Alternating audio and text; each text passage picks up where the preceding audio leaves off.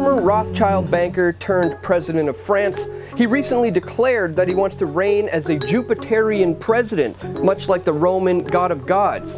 And now, he wants to make vaccines mandatory for everyone in France, so suffice it to say, I think it's time for a PFT expose on the President of France, Emmanuel Macron.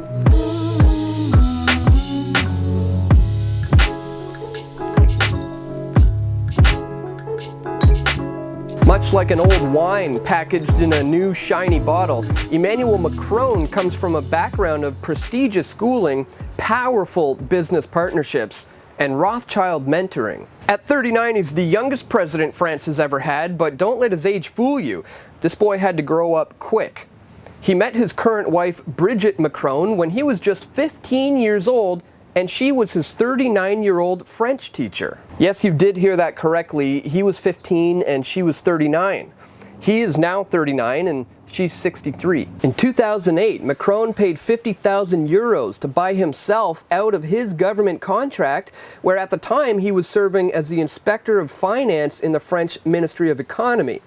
He then went on to become an investment banker in a very highly paid position at Rothschild N.C. Bank, an investment banking and asset management and wealth management service in France, which was created by David de Rothschild, Eric de Rothschild, and Edward de Rothschild in 1984 after nationalization in 1991 of Bank Rothschild by the socialist government of the President Francois Mitterrand.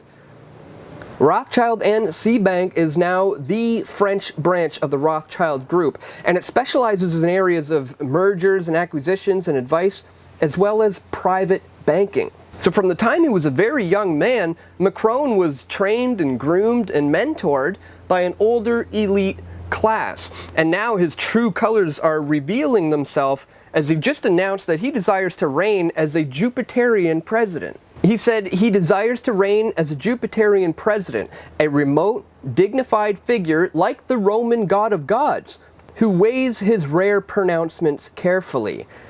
Summoning over 900 politicians from both houses of the French Parliament to a rare congress at the palace of Louis XIV, the Sun King, in Versailles, he threatened to overrule lawmakers with a referendum if they try to frustrate the reforms that he wishes to impose on the legislature. Such assemblies are usually reserved for times of national crisis. So he's a Jupiterian president who reigns like the Roman god of gods, and he weighs his rare pronouncements very carefully. Well, let's just put that to the test then, shall we? France to make vaccination mandatory from 2018, as it is, quote, unacceptable that children are still dying of the measles. Parents in France will be legally obliged to vaccinate their children from 2018, the government has announced. And what's the justification for this rare pronouncement, you may ask? 10 deaths from the measles in the last 8 years. Between the beginnings of 2008 and the end of 2016, more than 24,000 cases of measles were declared in France, official figures show.